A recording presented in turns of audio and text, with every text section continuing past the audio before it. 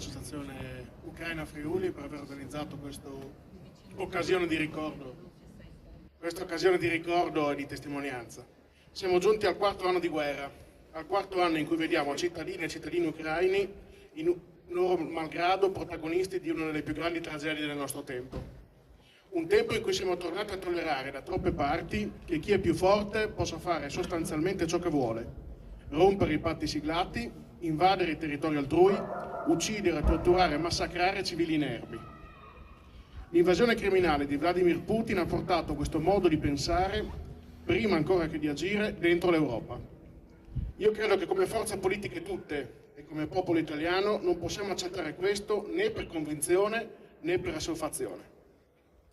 Dobbiamo mantenere salda la rotta e richiedere qui da Udine, come da ogni parte d'Italia, il perseguimento di una pace giusta e sicura per l'Ucraina e per l'Europa.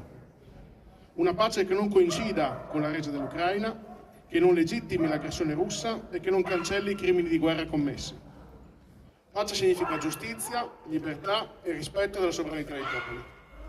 Per il Partito Democratico il sostegno politico, umanitario e militare all'Ucraina resta una condizione necessaria per costruire un negoziato credibile fondato sulla pari dignità fra le parti.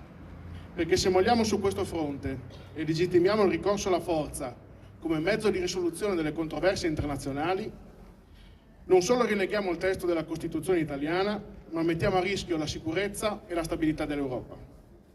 Per chi come me ha iniziato a far politica credendo nel sogno europeo e negli ideali che lì si sono rappresentati, democrazia e libertà non sono valori negoziabili.